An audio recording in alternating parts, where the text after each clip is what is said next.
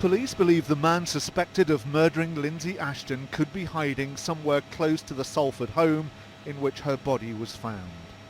Michael Cope was known to the police as a violent criminal. 2 months ago, 25-year-old Linzi reported him for alleged rape, but they couldn't find him. Her body was discovered by her former fiancé and father of her 2-year-old daughter. It was like something out of a horror film, and I'm not going to go into specifics, but it was grim anyway. And the image will be forever burnt in the back of my mind. Everybody loved her. She was the love of my life, and so there's not going to be anybody like her. Never be anybody like her ever. And I'll never be able to find anyone like her. And she's just devoted to the kids. She was everyone's friend. She put everybody first. Police have vowed to track down Michael Cope and have issued a warning to anyone who may be protecting him.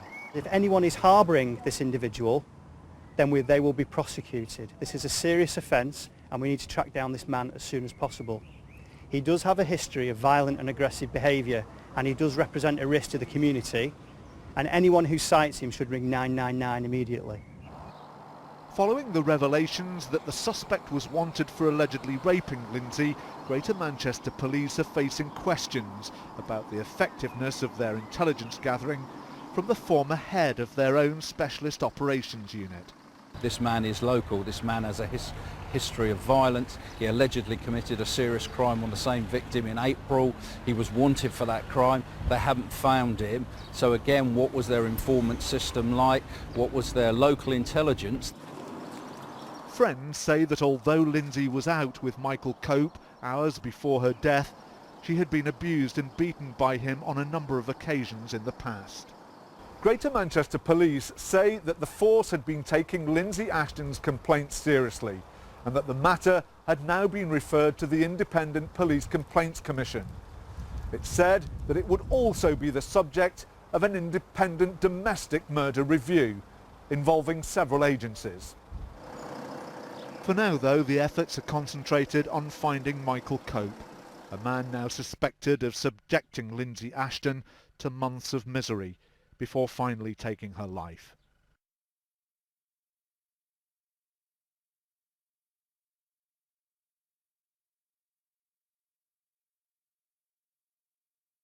I'm just focused on looking after my daughter, so that's keeping me going. But you know, I'll never.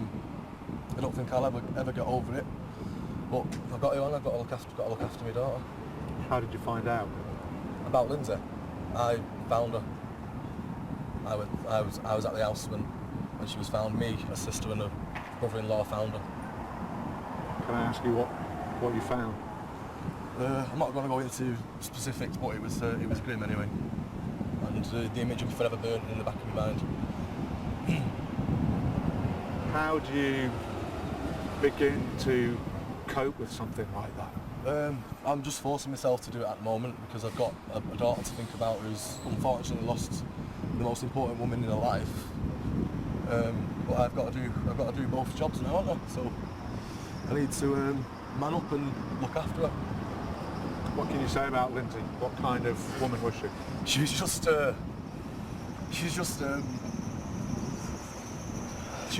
everybody loved her. She was the love of my life, and so there's not going to be anybody like her. Never be anybody like her ever. And I'll never be able to find anyone like her. And she's just devoted to the kids. She was everyone's friend. She put everybody first, and oh yeah, she's just she was a one-off. Have you been able to assess what happened to her, or in any way? I've had some information, but I'm not gonna. The police don't want me to disclose it, so I'm not going to disclose it.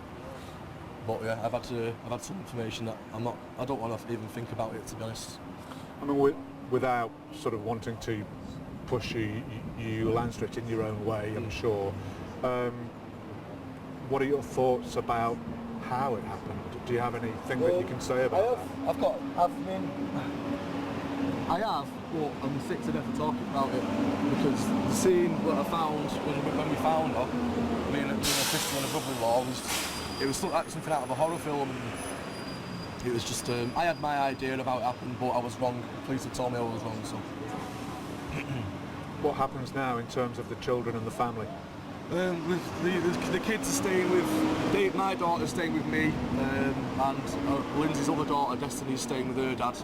So naturally they'll be living with us. I've just been to sort out like nursery and stuff, and need to find accommodation, work, and what have you.